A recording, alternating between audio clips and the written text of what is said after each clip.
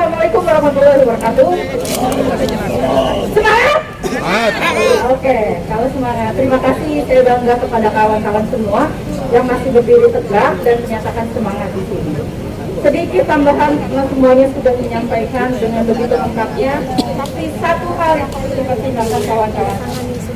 Kalau kita bicara alternatif tentang upaya hukum terkait terbitnya Permen 5/2023 ini, kita melihat bahwa ada saja pasti orang. Kenapa nggak lewat upaya litigasi? Kita lihat litigasi. Permen 5/2023 ini bukan produk akun, artinya bukan produk untuk perselisihan gugatan tun. Artinya produk pejabat negara tapi bukan objek akun. Kita tertutup untuk hal itu. Kemudian kita JR karena ini bagian dari tata urusan perundang-undangan. Kita JR di MA sangat tidak strategis karena proses di sana sangat tertutup dan otomatis hasilnya pun bisa dibayangkan lah. Peluang untuk mendapatkan keadilan sangat kecil. Kemudian kita lari ke Kemenkumham, kita melalui mediasi. Di situ pun produknya rekomendasi bisa dilakukan dan tidak. Artinya ini sangat lemah. Maka jawabannya adalah bagaimana kita menguatkan parlemen jalanan untuk menghapuskan atau melawan terhadap Permen 5/2023. Semangat! Maka tadi dibilang bahwa kami masih marah.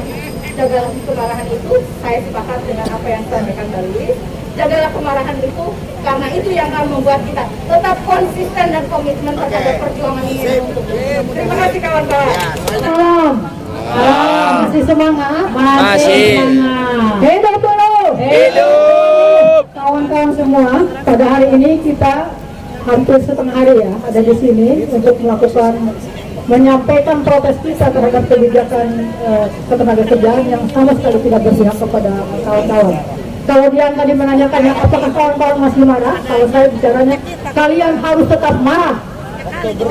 Karena Kepmen ini atau Undang-Undang Nomor 6/2023 itu bukan hanya soal upah yang dipotong, bukan hanya soal jam kerja yang dikurangi, tapi soal pemberantasan serikat pekerja.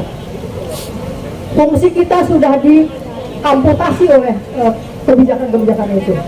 Bayangkan di perusahaan, ketika serikat pekerja tidak setuju dengan kebijakan yang akan dilakukan, pengusaha akan mendatangi buruh-buruhnya. Undang-undang itu sudah memberikan ruang bahwa pengusaha bisa berhadapan dengan buruhnya, bisa membuat kesepakatan dengan buruhnya. Maka kemudian serikat pekerja di situ tidak dianggap ada oleh sistem itu. Maka saya bilang kawan-kawan harus tetap marah sampai pemerintah mau mendengarkan, sampai pemerintah mau meninjau kembali kebijakannya, sampai mereka mau mencabut kebijakannya. Kawan-kawan sepakat akan tetap marah? Semangat. Maka hari ini kita sudah sampai pada penghujung waktu yang kita janjikan kepada Kementerian Tenagakerja. Aksi kita akhiri dulu sampai di sini, kemudian kita akan kembali lagi dengan kekuatan yang lebih, dengan semangat yang lebih, dengan tuntutan yang lebih kuat. Maka kabarkan kepada kawan-kawan, kepada anggota kita semua di bawah bahwa mereka harus bisa bertahan juga terhadap bujukan-bujukan yang disampaikan oleh manajemennya untuk menyepakati secara individu, karena undang-undang memperbolehkan begitu.